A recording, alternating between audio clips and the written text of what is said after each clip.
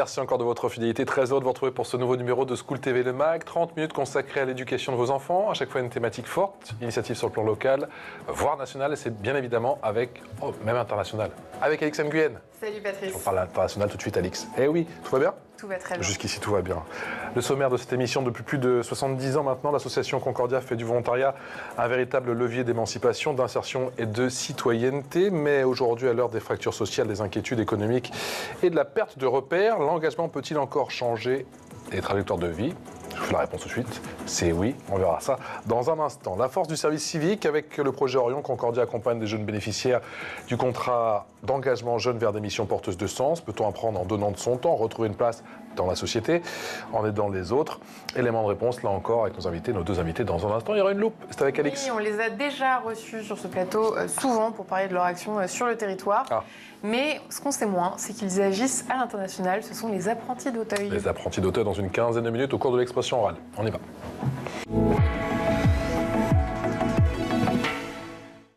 Et on accueille Marine et Marie. Et je ne vais pas me tromper. Bonjour Marine. Bonjour. Marine Cédolin, bonjour. Chargée d'accompagnement des volontaires.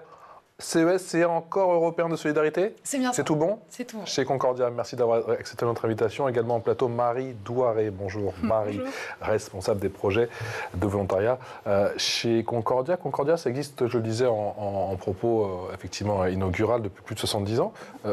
Quel est 75? On a fêté nos 75. Allez, j'ai manqué l'anniversaire, je t'ai pas invité. Alors, c'est moche. Quelle est aujourd'hui la mission centrale de Concordia? À Concordia, en fait, la mission centrale, elle est la même depuis ces fameux 75 ans. L'association s'est bâtie autour de valeurs comme la préservation de la paix. Donc on est encore sur ces valeurs aujourd'hui, sur l'ouverture à l'autre. Je me demande, ça ne résonne pas encore plus aujourd'hui? Et on a de plus en plus besoin, ouais. Ça fait un petit peu écho avec ce que tu disais. Ouais. On est de plus en plus confrontés à des difficultés financières, alors qu'en fait c'est aujourd'hui qu'on aurait le plus besoin de parler de nos actions et de s'engager et de faire vivre ces valeurs plus que jamais. Marine, en quoi Concordia se distingue-t-elle des autres associations de volontariat et de services civiques d'après toi? On a reçu quelques associations. En quoi votre action est singulière peut-être? Moi, je dirais quand même le côté international et interculturalité qui est vraiment au centre de notre projet parce que... J'ai dit international en intro, hein. Je savais que sinon j'allais me faire reprendre de voler. International, ouais. International. Ouais. La légende raconte que ce serait un Italien, un Français, un Allemand qui aurait fondé Concordia après la Seconde Guerre mondiale. Et du coup, il y a vraiment ce point d'interculturalité que peut-être d'autres associations n'ont pas, mais beaucoup quand même. Mais voilà, ce serait plus dans ce sens-là. Et après, moi, j'ai eu l'expérience du service civique à Concordia avant d'y travailler, donc c'est vrai que ça a une place vraiment particulière. Et ça donne vraiment l'occasion. Et tu en gardes quel souvenir? Très très bon souvenir. Très très bon souvenir. J'ai eu la chance d'avoir une tutrice de service civique vraiment à l'écoute, vraiment incroyable, qui m'a permis de travailler sur beaucoup de projets. Donc c'est vrai que d'avoir un pied professionnel, j'ai envie de dire. Ça a changé ta vie au final, alors, si je comprends bien. Oui, vraiment. Et le côté... et le découvrir en tant que salarié aussi, c'est vraiment très, très, très bien. Donc ça a vraiment changé, oui. C'est une très, très bonne expérience. Oui, hier, j'ai plus le nom de l'intervenant, j'étais en train de réfléchir à ça, mais il y a un porte-parole de l'ONU qui s'est exprimé, qui a tiré la sonnette d'alarme sur le manque de moyens inédits depuis une décennie, alors qu'on n'a peut-être jamais eu autant besoin d'aide. Vous, dans quelle mesure est-ce que vous êtes impacté chez Concordia?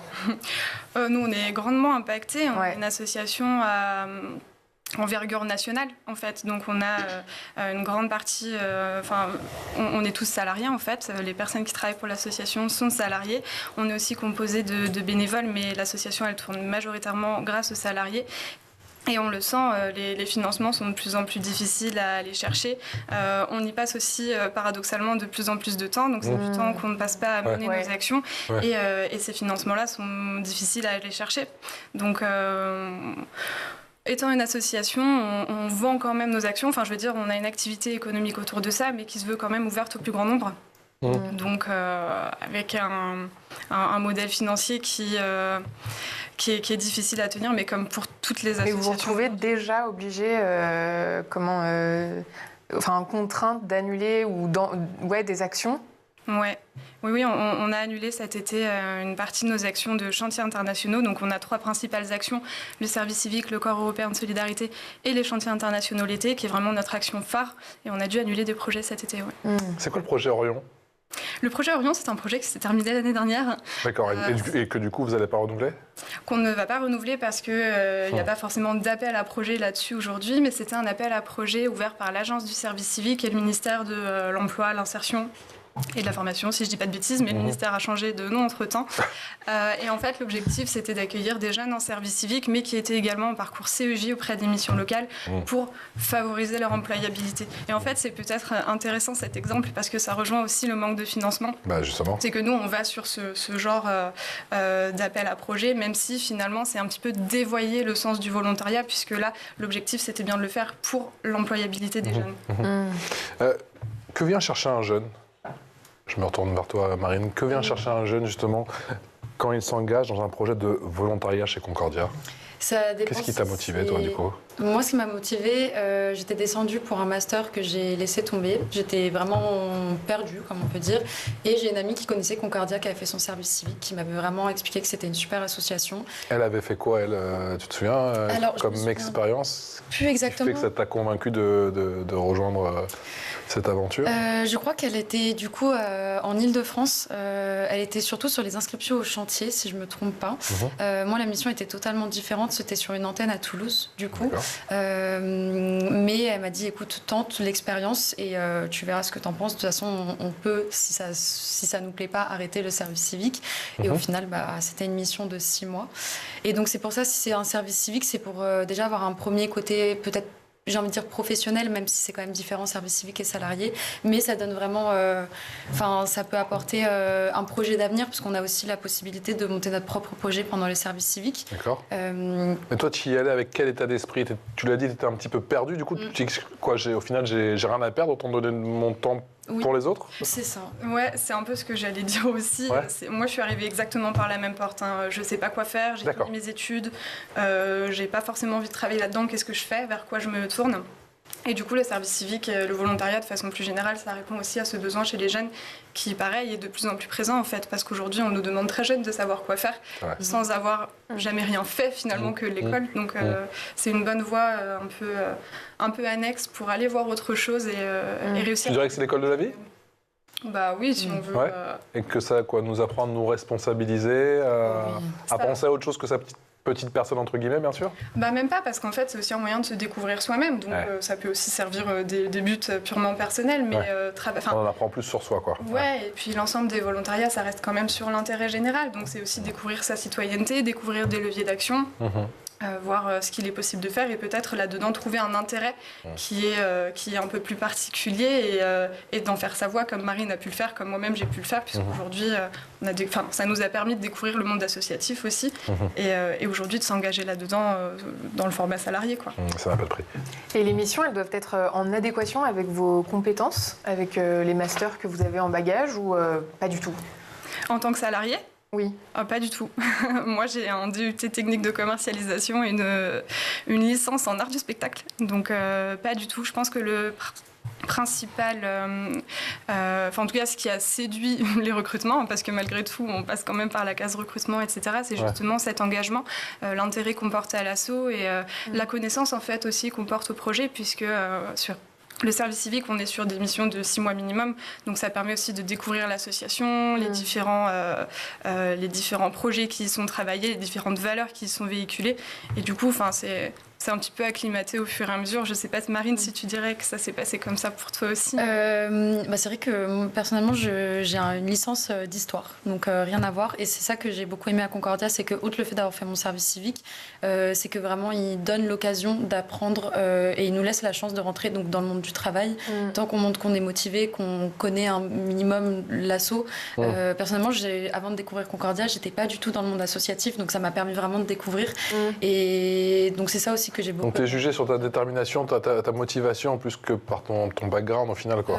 Il y a quand même eu je pense un intérêt pendant l'entretien, bien sûr, de savoir ce que j'avais fait, mais c'était vraiment aussi la motivation, je pense, qui a pu jouer. Donc voilà. En quoi le volontariat peut-il être un véritable tremplin sur le plan professionnel, d'après vous? Vous m'avez parlé de vos deux... Ah, allez-y. Est-ce que tu veux y aller ou j'y vais? Je peux commencer. Alors, avant l'émission, on s'était dit que c'est toi qui irais, puis finalement...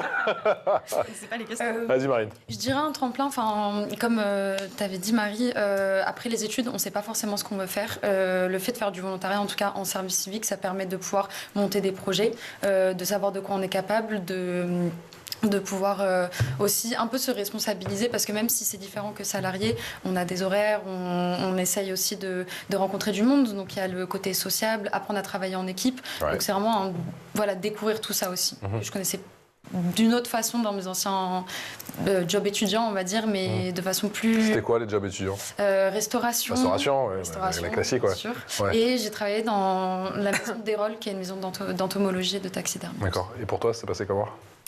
C'était quoi la question, pardon?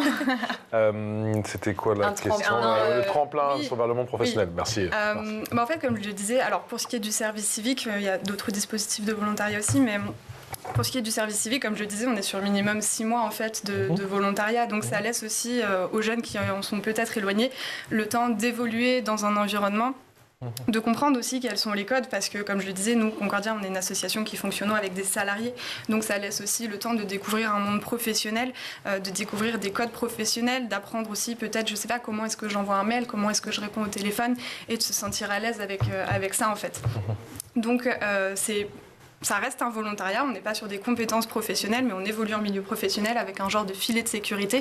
Et du coup, ça permet de travailler sur des savoir-être qui vont être précieux après pour l'avenir du jeune professionnel. Et ça, il en a conscience justement, le jeune aujourd'hui, que ce savoir-être, ces soft skills, justement, ça pourra lui servir justement dans sa vie professionnelle? On fait en sorte de concrétiser. C'est parfois dur de se retourner et de prendre suffisamment de recul en fait, sur ces 6, 8, 10 mois et de réaliser le chemin qu'on a parcouru. Mais il y a des outils en fait, qui nous permettent justement de faire des bilans sur les savoir-être, les savoir-faire, etc. D'accord. Alex. Et donc il n'y a pas de mission type en termes de durée, de lieu, de secteur Ça dépend vraiment des associations, de comment, quelle mission est proposée. Vous pouvez faire autant de l'interculturalité, comme par exemple travailler au Mémorial de la Shoah, par exemple. On a aussi des tiers-lieux comme la Trésor, où ça va plutôt être de l'organisation. Ça varie vraiment. Ça peut être des missions de 6 mois, 8 mois et 10 mois maximum, si je ne fais pas d'erreur. Il y a vraiment un panel dans des maisons aussi... pour personnes âgées, personnes handicapées, Là, c'est vraiment le volontaire qui décide. Il postule à une mission, il sait dans quoi il s'engage, les horaires, etc. Donc vraiment, il y a plein de possibilités dans le service civique. J'ai une question bête, parce que dans le volontaire, il y a volontaire, mais vous m'avez dit que s'il y avait, en gros, vous étiez en quête de financement en ce moment, vous allez les chercher, les financements de plus en plus. Est-ce que c'est la même chose pour les volontaires? Est-ce qu'eux vont chercher des financements? Non, pardon. Est-ce que les volontaires, ils sont volontaires, mais est-ce qu'il y a une crise du volontariat ou pas du tout? Ça va être un peu la même réponse que Marine. En fait, ça dépend des structures, ça dépend des lieux, ça dépend des thématiques de mission. On a une mission à Toulouse sur laquelle on a reçu plus d'une 50aine de candidatures. On ne l'a pas mentionné, mais on fait aussi du service civique un petit peu à l'international. Donc là, on a une jeune qui est déjà en Afrique du Sud et une autre qui va bientôt la rejoindre, mission pour laquelle on a eu aussi énormément de candidatures. Donc ça va vraiment dépendre de... Ça dépend vraiment du projet, quoi. Ça dépend du projet, ça dépend des lieux, ça dépend des acteurs, ça dépend de la visibilité aussi peut-être qu'a l'acteur sur son territoire. D'accord. L'international, ça a toujours autant la cote, entre guillemets. Ouais, c'est ce qui est privilégié souvent. Pas forcément pour les mêmes publics. Pour un public peut-être qui est déjà un petit peu plus sûr de lui, qui sait que c'est une possibilité aussi d'aller à l'international. On a beaucoup de jeunes qui se mettent des freins de langue ou qui se mettent des freins parce qu'ils pensent qu'ils ne sauront pas le faire. Donc ça sera trop compliqué. On a aussi des fois des familles en fait qui découragent et qui disent privilégie tes études, ça sert à rien de partir à l'étranger. Mais c'est un gain qui est encore plus important en fait parce que ça prouve l'adaptabilité des jeunes. Ils partent seuls dans un pays dont la culture leur est souvent inconnue, dans une langue qui hors de leur zone de confort. Et justement sur place, vous avez des relais, ce sont des associations locales qui s'occupent d'eux. Comment ça se passe? Oui, en fait le projet on le monte avec une structure partenaire. Donc soit qu'on connaît déjà à l'avance, soit qu'on apprend à connaître. Et les liens sont très étroits. Donc sur place, c'est cette structure-là qui va encadrer le volontariat. Dans le cas de l'Afrique du Sud, de la mission en Afrique du Sud, c'est pas une obligation, mais il y a aussi un hébergement qui est fourni. Sinon, le jeune doit aussi se débrouiller pour trouver son hébergement. Et là, la mission en Afrique du Sud, par exemple, c'est quoi? c'est Sandrine. Elle travaille. Salut Sandrine. Avec je ne sais pas si elle nous regarde du coup. Elle travaille avec une association qui fait du périscolaire en fait, du péri et de l'extrascolaire. Donc c'est de l'after school. Et il y a aussi un pan sur prévention, sur les droits des enfants. Voilà, pour éviter le mariage forcé ou le travail quand ils sont mineurs. Comment on s'y prend si justement on veut faire du bénévolat et collaborer avec l'une des missions de Concordia? Les conseils, c'est quoi? C'est qu'il faut s'y prendre bien en amont? Ou il faut être toujours un petit peu à l'affût? Ou si vous vous contactez aussi en amont pour savoir comment ça se passe? Ou... Alors, déjà, nous, on va distinguer bénévolat et volontariat. Oui, volontariat, pardon. Voilà, bénévolat, il faudra peut-être plutôt nous contacter pour voir ce qu'il est possible de faire. Mais sur le volontariat, il y a des outils qui sont très simples d'utilisation. Là, on n'a parlé que du service civique. Pour le service civique, il y a un site qui est dédié, un site d'État, sur lequel on va pouvoir retrouver l'ensemble des offres de missions et sur lesquelles les jeunes vont pouvoir candidater. Il est aussi possible qu'un jeune soit proche déjà d'une structure, qu'il soit bénévole ou qu'il y soit régulièrement. Et à ce moment-là, la structure peut très bien dire on aimerait cadrer, entre guillemets, ton engagement. On peut peut-être ouvrir une mission de service civique pour toi. Mais il y a aussi d'autres dispositifs, comme le Corps européen de solidarité, qui fonctionnent un peu sur le même principe. Donc avec une structure qui va poster une offre et les jeunes qui vont pouvoir y postuler si l'offre les intéresse. Et le jeune qui est envoyé est toujours suivi par une structure d'envoi pour permettre un tutorat en France, parce qu'on ne sait pas ce qui peut se passer dans la structure, enfin même juste assurer du coup un suivi, un pied-à-terre pour pouvoir échanger, savoir comment il se sent, est-ce que l'émission se passe bien, est-ce qu'il y a besoin de soutien, enfin voilà, il y a toujours une présence en France du coup pour sa mission à l'étranger. Vous avez des fois les parents au téléphone avant que ça commence? Parce que c'est eux qu'il faut souvent convaincre ou non? Les parents, on les a plutôt en amont. Bonjour, j'aimerais que mon fils fasse quelque chose cette année. Qu'est-ce que je peux m'en débarrasser, j'en ai marre. Donc parfois ça arrive, mais franchement c'est plutôt rare. D'accord. Alix? Et vous avez des critères quand vous choisissez une mission, quand vous acceptez de mettre une mission à disposition, entre guillemets? On ne travaille pas tellement comme ça. En fait, on part vraiment sur un principe de partenariat. Et du coup, la mission, elle se construit avec les partenaires. Nous, ça nous permet aussi d'être garant que les cadres légaux sont bien respectés, que la mission, elle correspond bien. Mais les partenaires, néanmoins, vous les choisissez. Il y a un minimum de critères. Oui, mais généralement, si c'est des gens qu'on ne connaît pas, on va s'assurer justement qu'on a à peu près les mêmes buts, qu'on est sur la même longueur d'onde, sur un partage de valeurs et sur la même longueur d'onde en fait. Et après, pour tout ce qui est international, on fait partie de plusieurs réseaux. Donc voilà, à partir du moment où le partenaire fait partie de ce même réseau, on se dit... Et c'est quoi les valeurs de Concordia justement? La paix dans le monde. Après, c'est plus généralement des valeurs qui sont sur le volontariat en fait. Donc ça va être le respect de chacun, l'envie de découvrir, aller vers l'autre, essayer de casser les stéréotypes. Il y a eu contre la discrimination, forcément, l'inclusion. C'est-à-dire que vous les sensibilisez avant? Il y a une forme de formation chez les volontaires ou pas du tout? Ça dépend. Surtout, ce qui est important, c'est de savoir pour le service civique en général et le Corps européen de solidarité, c'est que c'est ouvert à toutes et toutes. C'est-à-dire qu'il y a des missions qui vont être adaptées pour les personnes en situation de handicap, par exemple. Donc voilà, que ce soit handicap physique ou handicap invisible. Mais il peut y avoir de la sensibilisation. Enfin, nous, si on peut les renseigner, on va faire des rendez-vous préparatoires. Enfin voilà, on essaye vraiment de l'ouvrir à tout le monde. Comment on repère les difficultés chez un volontaire? Je sens le regard. Chez un volontaire. Comment on repère les difficultés et du coup, comment on le soutient, comment on l'accompagne tout au long du processus? C'est là que le tuteur va intervenir. En fait, Marine le disait, dans tous nos projets, on a un tuteur ou une tutrice, donc une personne référente. Donc il y en aura déjà une en structure avec le jeune si jamais la mission ne se passe pas chez nous, qui va être en contact du volontaire au quotidien et qui va pouvoir aussi nous dire j'ai l'impression que là-dessus il y a une difficulté ou alors il y a beaucoup de retard qu'on ne sait pas expliquer et sur lesquels c'est difficile de communiquer. Et après nous... à Concordia, donc en tant que tuteur et tutrice plutôt principalement, on va faire des points réguliers avec le jeune aussi pour déjà créer un lien de confiance parce que c'est forcément plus facile pour le volontaire de nous parler s'il y a un lien de confiance. Et on va pouvoir aller sur des sujets qui dépassent le service civique finalement, qui vont sur qu'est-ce que tu as fait avant comme parcours scolaire. Ça devient du coaching. Oui, s'il faut c'est un mot un peu pimpé, mais... J'ai pas dit une thérapie, hein. J'ai dit coaching, bon... Et voilà, de savoir qu'est-ce qui t'a amené ici, est-ce que du côté personnel, il y a des difficultés. Enfin, en fait, on est à même d'accompagner sur différents sujets, ou en tout cas de renvoyer vers des acteurs qui sont experts du sujet. Vous avez des jeunes décrocheurs aussi? Oui, on en a, oui. Beaucoup?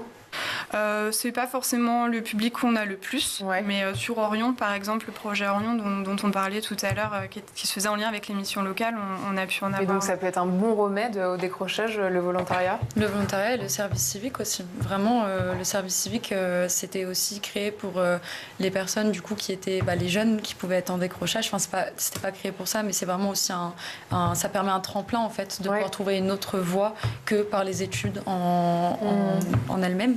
Mais oui, du coup, on peut retrouver, c'est pas le principal public, mais ça peut vraiment aider. J'ai un extrait, mes amis, de Feu, le projet Orion. Eh oui, avec Alban, Alan et Chana, ça donne ça. Ce qui est le plus important, c'est la motivation. Si le jeune a envie d'apprendre, a envie de découvrir un milieu qui est le milieu associatif, de donner de leur temps et de leur énergie pour apprendre et nous aider dans notre mission. On a eu un retour pour Chana et ça s'est fait très rapidement. Elle cherchait vraiment à avoir plus d'expérience dans le domaine. Puis ils nous apportent beaucoup, les services civiques, ils ont aussi leur savoir. Le théâtre, il m'expliquait, la photo, il n'y a que lui qui prend les photos, qui fait... Quoi. Il n'y a pas que la moi. Je m'appelle Alan Zenadaï, je viens d'Aulnay-sous-Bois. Via la mission locale, j'étais en CEJ, ça m'a chauffé. Je me suis dit, allez, on y va. On travaille sur Clichy-sous-Bois. Tous les jours, j'apprends. J'ai soif de connaissances. Ça peut être des plantations, des semis, de la menuiserie, l'écologie en général. J'ai de la chance aussi d'avoir des bons collègues qui m'ont mis à l'aise. Mon tuteur m'apprend plein de choses. Ça peut être des plantes comme même dans la vie tout court en fait. J'étais déjà beaucoup plus réservé, beaucoup plus timide. Faire des animations avec des enfants, des adultes m'a permis d'être plus sociable avec des gens. Le message, c'est pas besoin d'aller loin pour donner de son temps? Oui, tout à fait. Il y a des missions vraiment, même en ruralité, il y a des missions un peu partout en France. Vous restez avec nous. Tout de suite, c'est l'heure de la loupe. Et la loupe, c'est avec Alix.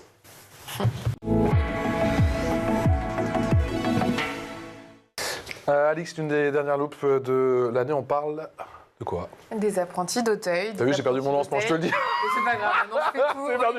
On est parti, allez. Question-réponse, on y va. Les apprentis d'Auteuil à l'international, puisque depuis 1994, les apprentis d'Auteuil mènent des actions à l'étranger, en partenariat là aussi avec des associations locales. À ce jour, ils agissent dans 36 pays et viennent en aide à des jeunes et des familles vulnérables.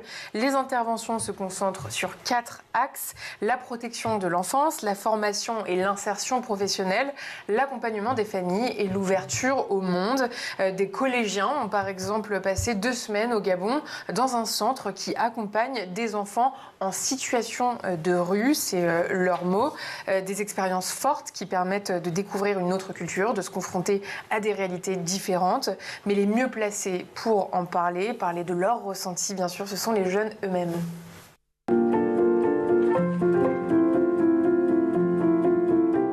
J'ai participé à un projet, l'AESI, une action éducative de solidarité internationale.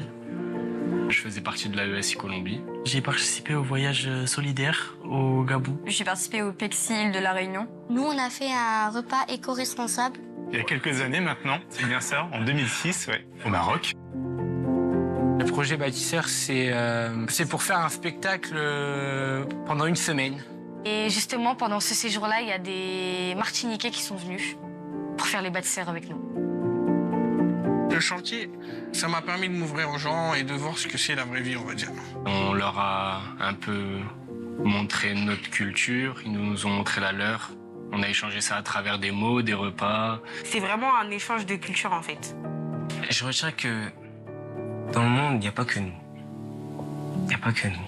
C'est-à-dire qu'il y a des gens qui souffrent. Il y a des gens qui souffrent, il y a des gens qui sont en manque d'amour. Ça, c'est ce que j'ai vu aussi, des gens qui sont en manque d'amour.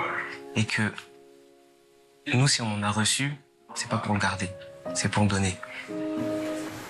Et les apprentis d'Auteuil mènent aussi un travail de plaidoyer auprès de décideurs nationaux et internationaux pour défendre les droits des enfants.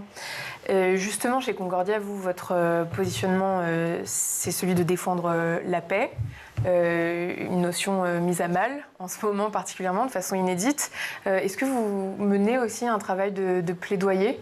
autour de ces sujets-là ou Oui, alors on passe plutôt par nos réseaux, on fait partie de plusieurs réseaux.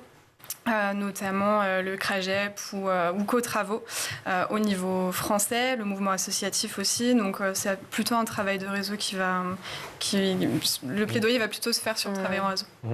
Est-ce que vous intervenez en milieu scolaire? Si oui, ou même sinon, ça pourrait ressembler à quoi une intervention en milieu scolaire pour...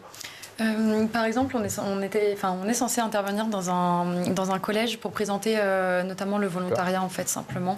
Le corps européen de solidarité, présenter aussi nos projets. Par exemple, on a Team Sol qui est sur la précarité. Tu m'as dit que j'étais censé, donc vous ne l'avez pas encore fait ou C'est juste, on a déplacé la date. C'était tout simplement ça. Et un petit peu d'appréhension, justement, quand on fait face à un plus jeune public ou pas forcément? Ça dépend. Ouais.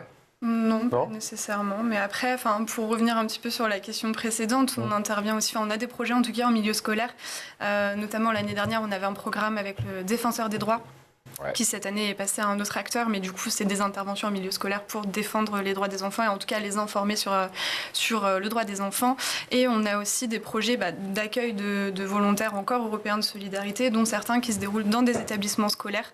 Et ça permet aussi de faire infuser dès le collège ou le lycée, laisser infuser l'idée que nous aussi en fait peut-être qu'à l'avenir le plus tôt est mieux, j'imagine. Plutôt ça infuse et puis ça développe plein d'autres choses, quoi. Le niveau d'anglais, se rendre compte que c'est pas juste une matière à l'école, mais une façon de communiquer, une langue qui peut être utile au quotidien. Il y a une culture du volontariat qui se développe en France ou qui existe déjà depuis longtemps, à l'image de vos 75 ans d'existence. Il y a d'autres pays qui font mieux que nous, vous avez le sentiment? Ou qui avez cette vision un peu globale, Ça veut tout dire. C'est un cas. Ouais. Il n'y a pas photo. Avec quel pays, par exemple? L'Allemagne. L'Allemagne, oui. Ils sont vraiment poussés après les études à partir à l'étranger. Après les études, pardon. Donc la fameuse année de césure, au moins. C'est ça. Allez, boum. En CES, par exemple, on a beaucoup d'Allemands, justement, qui ont entre 18 et 20 ans en général. Enfin, vraiment, dès qu'ils peuvent, en fait, les parents leur disent allez faire votre expérience, partez et vous referez vos études après.